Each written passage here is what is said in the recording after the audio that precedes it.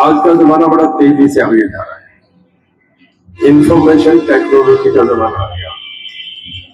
1800 साल में जितना आदमी ने नवा आदम के जमाने से ज्ञान अर्जित करा, वो इंफॉर्मेशन टेक्नोलॉजी की वजह से पिछले 150 साल में हो गया। एक सिलाई में 1800-150 साल, और जितना 150 साल में नॉलेज हमने अर्जित करा पुराने जमाने में, उतना आज 18 साल में इंफॉर्मेशन टेक्नोलॉजी से हम बराबर कर गए। आज गद्दे से गद्दी नहीं चलती, आज तो लैपटॉप से सारा काम हो रहा है, बाइक खाते से नहीं चल रहा। और जितना 18 साल में वो 5 साल में, माफ करना, इस लैपटॉप में आप मोबाइल जो हाथ में दिए हैं, इसमें आकाश पाताल जमीन तीनों किसी को देखना होना चाहिए। मैं एक लेटेस्ट उदाहरण दे रहा हूँ कि जब चंद्रयान ने लैंड करा था, हम यहाँ बैठे देखते थे, जो साइंटिस्ट देखते थे वो यहाँ देखते थे, वही गाँव में बैठा आदमी झोपड़ी में देख रहा था कि 2 फुट के नीचे माइनस कितना टेम्परेचर है, कब बंद हो गया, कब अंधेरा हो गया, सब आप इंफॉर्मेशन से देख सकते हैं। उतनी ही पावर आज के दिन पावर हो गया। बाकी मैं मेरा सब्जेक्ट करके नहीं कह रहा, अगर पावर भी इतना इम्पोर्टेंट नहीं होता तो शायद इस गर्मी में हम नहीं बैठते, पंखे ये नहीं चलते होते, दुबई का रेलेवेंस नहीं होता, दुबई शहर का बढ़ता सब। अगर वहाँ आज एसी नहीं हो तो कोई वहां है, यानी बरसात वहां नहीं होती, नदियां वहां नहीं है, पूरा खाड़ी देश ऐसे। आपको मैं थोड़ा सा बैक हिस्ट्री पे लेके चलता हूँ कि जब भी हिंदुस्तान पे आकर सोने की चिड़िया कहते थे, बाबर आया, हुमायूं आया, जब भी मैं मोहम्मद गोरी आया, मोहम्मद गजनी आया, अहमद शाह अब्दाली आया, इस करके आए वो जितने भी साम्राज्य थे कि यहाँ नदी थी, पानी था, अनाज था, रोटी थी, और उन देशों में कुछ था ही नहीं। आप कभी दुबई गए या नहीं गए? मैं 3-4 बार गया हूँ, बरसात ही नहीं होती, कभी साल में एक बार फुहार आती है। भाई थोड़ा सा एक बार प्लीज, अब मैं सब्जेक्ट पे आ रहा हूँ कि मैं कई बार मैं 6वीं कैबिनेट में हूँ और MLA भी कई बार रह लिया, LD भी रह लिया। चौधरीलाल परिवार में 90 चुनाव लड़ दिए। आज भी हम इंडिपेंडेंट विधानसभा में 4 मेंबर बिना किसी पार्टी के जीत के गए, हमें उनके नाम का लाभ मिलता है जैसे जिंदल परिवार को मिला। मुझे MLA MP बनने का शौक नहीं, बन जाऊं नहीं बन जाऊं क्या फर्क पड़ता है, जिंदगी में बहुत चुनाव लड़ती है। पर आज देश के सामने एक बहुत बड़ी चैलेंज है, जिसे हम थोड़े से नजरिए से खोल के देखें तो पता लगता है। भाई प्लीज 2 मिनट जरा मुझे दे दे। हाँ जी, जैन साहब आप माइक पे आ जाए या मुझे 2 मिनट दे दे प्लीज। वो जो धारा बन रही है ना वो टूटती है, थोड़ा सा मुझे, मैं 5 मिनट में खत्म करूँ, मुझे मैं मेरा वैसे ही सब्जेक्ट चेंज करूंगा जी।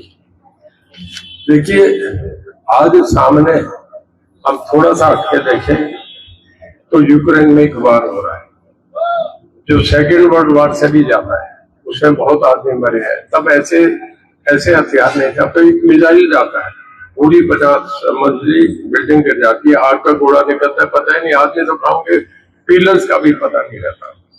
और 2 साल से बराबर है, दुनिया के सब ताकतों ने जोर लगा दिया पुतिन के, कोई किसी नहीं रोक सका, जीवन अभी फेल हो गया। पर हमारे प्रधानमंत्री नरेंद्र मोदी ने थोड़ा याद करो, ये कहा कि हमारे 20,000 बच्चे भाई हमें सेफ कॉरिडोर दो जहां हम तिरंगा लहरा के अपने बच्चों को ले आए। और मैं गलत नहीं कह रहा, अगर गलत कह रहा हूं तो मैं माइक छोड़। सेफ जोन बड़ा तिरंगा लहराया गया, वहां से हमारे 20,000 बच्चे हिंदुस्तान में वापस आए। ये मोदी साहब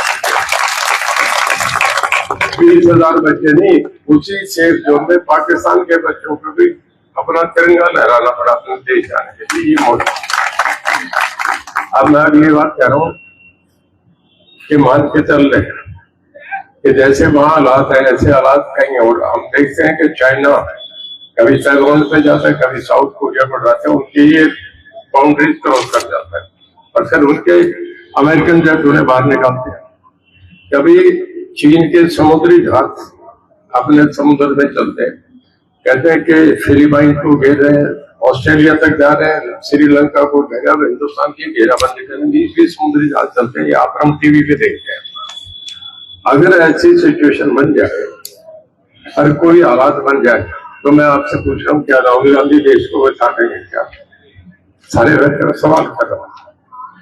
और उस वक्त कोई बता सकता है तो केवल नरेंद्र मोदी।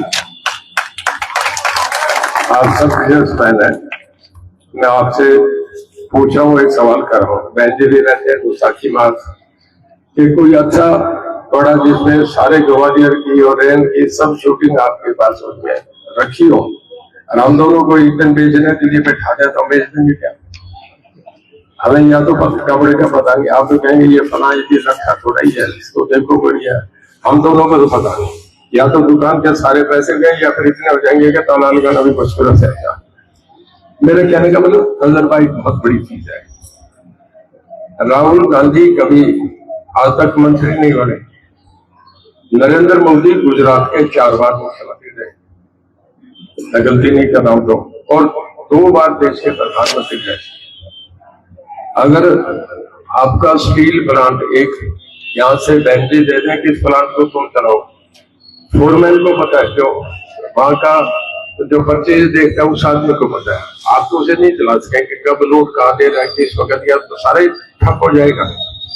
ये कारखाना नहीं चलता। इतना बड़ा देश जिसकी 145 करोड़ की आबादी है, जहाँ डिफरेंट लैंग्वेजेस है, डिफरेंट भाषाएं है, डिफरेंट कल्चर है, उस 145 करोड़ देश को मोदी साहब तो 4 बार मुख्यमंत्री रहे, 2 बार प्रधानमंत्री, वो तो चला सकते हैं। जो राहुल गांधी को तजर्बा नहीं हुई ये चला लेगा क्या? आपसे एक सवाल ये करता हूँ, तो कंपैरिजन है। भारतीय जनता पार्टी देश की सबसे बड़ी पार्टी बन गई। मैंने नहीं, लोगों ने वोट दे के मैंडेट दे के बनाया। 1984 में इंदिरा जी का असैसिनेशन हुआ था तो 401 सीट राजीव गांधी को मिली।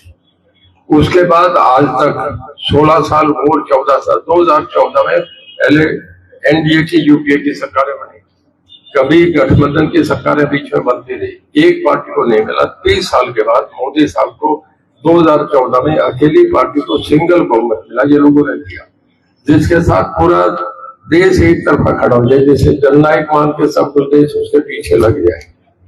ऐसे मजबूत आदमी को दूसरी बार मिला। इंग्लैंड अमेरिका में कन्वेंशन है कि 2 बार के बाद प्रेसिडेंट नहीं बनता, आज साल 2 चुनाव लड़ सकता है, नहीं कर सकता। इंग्लैंड में मार्गरेट थैचर और चर्चिल दोनों बार बने हैं, और हमारे प्रधानमंत्री होंगे इंदिरा जी भी 70 में एक बार हार गई थी चुनाव, तीसरी बार नहीं बने लगातार, और हमारे नरेंद्र मोदी तीसरी बार लगातार बने। ये लिख लो, मैं कह रहा हूँ दुनिया के सबसे बड़े 145 करोड़ के देश का आपने प्रधानमंत्री बने तो दुनिया की निगाह हमारा कब कितना बढ़ेगा? देखा नहीं, एक क्रिकेट में गोल्ड कप जीत जाता है तो हिंदुस्तान होता है, और जब 145 करोड़ का यूपी, पूरे यूरोप की आबादी 75 करोड़ है, पूरे यूरोप की आबादी, और 145 करोड़ में जब भगवान लहराएंगे और मोदी प्रधानमंत्री बनेंगे तो इससे बढ़िया कुछ हो सकता है क्या? नंबर 2, सावित्री जी चुनाव जीत गई, मंत्री बनी, हमारी बड़ी बहन जी, मैं भी बन गया, हम जीत जाएंगे। ये ना जुलूस निकलेगा, लड्डू खिला देंगे, बादाम की बर्फी खिला देंगे, कोई मोतीचूर के लड्डू खिलाओगे, गाना करोगे, अच्छी माला डाल दोगे, और 4 व्हीलर पे चढ़ा के जुलूस निकालोगे, ढोल बजा दोगे, आतिश, यही है ना हमारी दुनिया। तो और मोदी साहब की दुनिया देखो, मैं पिछले चुनाव का बता रहा हूँ, जीतने के बाद अमरनाथ मंदिर में सफेद चंद रोड के बैठे देश के लिए ताकत बन गए। मतलब जब कभी ऐसा कोई आदमी मिले तो फिर उसे बहुत बढ़ाना चाहिए। बहुत लंबा हो जाएगा, मुझे भी पढ़ने लिखने का बहुत शौक है, बहुत दुनियादारी पढ़ता हूँ, पर मैं आपसे 2 बात कहूंगा लास्ट में। एक तो पोल में कसर नहीं रखते, हम एक देश के लिए कई बार कुछ करना पड़ता है।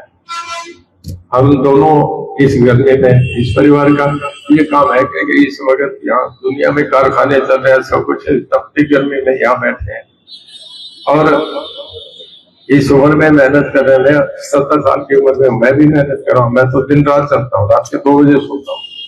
तो भाई एक दिन थोड़ा सा अपना भी एक धर्म बना दे कि जिस दिन पोल होगा सब लोगों की निगाह हिसार शहर पे, कितना कंपैरिजन करे। मीडिया ये कहता है, हम बार एक ही बात कहते हैं, हिसार से 1 लाख किलोमीटर टूटेगी नहीं, कहीं जोर लगा लो है ही। हिसार शहर का 100% पूर्ण कराओ, और मैं पिछली बार हुआ है 145 बूथ के, आपके 145 के 145 बूथ में भारतीय जनता पार्टी जीती थी सारा असेंबली हल्के के प्रधानमंत्री। तब तो बहन जी मैं दोनों बार थे, कांग्रेस में नहीं थे, मैं भी इंडिपेंडेंट जीत के आया था और बहन जी घर में अपना बिजनेस देखते थे। एक बार राजनीति में मन लगा दिया था, नहीं थे जो भी थे।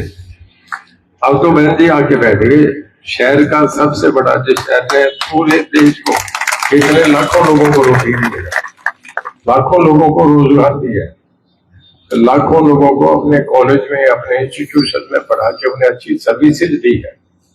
तो मैं ये कह रहा हूँ कि हम उस दिन सारे 100% वोट करें। बस एक ये हमारा क्या, हम दिन रात लग रहे हैं, आपको तो 7 बजे से लेकर बुजुर्ग उन्हें 7 बजे फोन करवा दो, बाकी के दोपहर में भी कर, और 5 बजे के बाद बाउंड्री में घुस जाओ तो रात के 10 बजे तक वोट डाल कर कोई नहीं रुकता।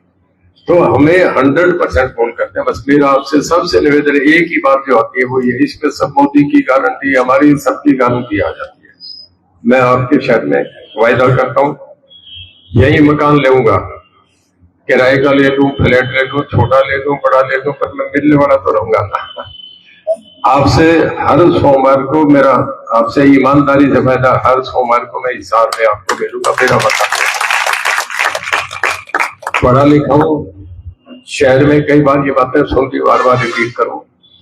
7500 एकड़ में एयरपोर्ट बन रहा है, ये इस करके बन रहा है कि जिंदल इंडस्ट्री ये इस करके बन रहा है कि दिल्ली के नजदीक सबसे बड़ा, आजकल इंटरनेशनल जितनी कनेक्टिविटी होगी उतना ही देश आगे बढ़ता है। इंग्लैंड दुबई का रेलेवेंस इस करके कि एयरपोर्ट बीच का मिडवे है। 7500 एकड़, इसके बाद हिसार हरियाणा सरकार के 17,000 एकड़ जमीन केवल हिसार के अंदर है, जहाँ आगे की डेवलपमेंट भी हो सकती है।